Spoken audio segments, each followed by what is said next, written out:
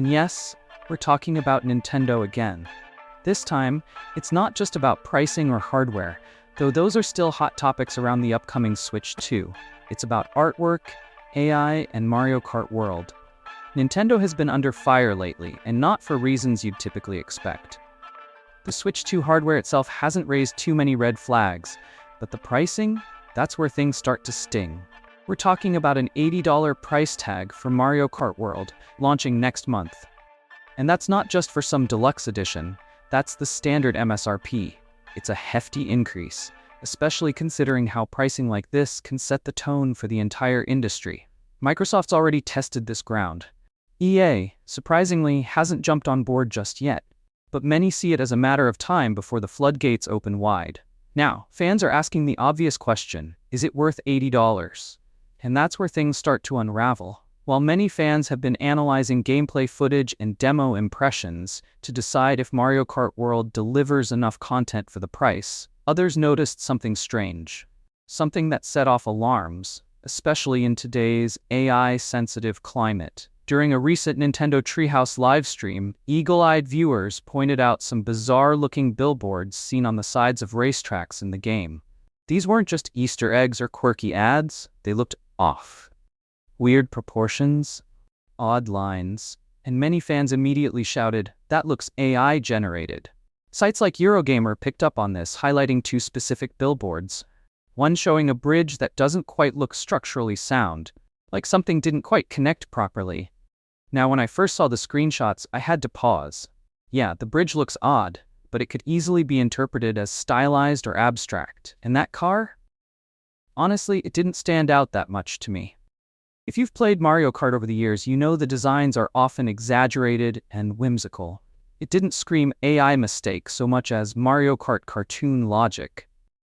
But the internet moves fast, and in a world where AI art is everywhere, from fan mods to game trailers, it's no surprise that people jumped to conclusions. The moment something doesn't look quite right, people assume, yep, that's AI trying to draw a car again. A decade ago, we'd just call it a weird art choice. Today, it's assumed to be machine-generated laziness, another featuring a car with extremely strange proportions, bulky in some places, pinched in others. Almost like AI's attempt to recreate a car, and failing. Fans began speculating that Nintendo, or more likely someone in the dev pipeline, used generative AI tools to create these assets, either as placeholders or even final art.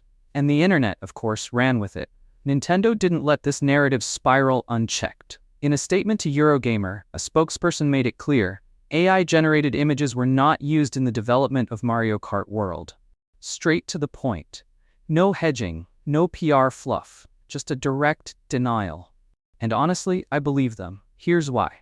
Nintendo has been very vocal in the past about maintaining high standards of quality and curation in their games. They're notoriously strict with their IP, and they've never shown much interest in AI tools, especially not in creative areas like art design.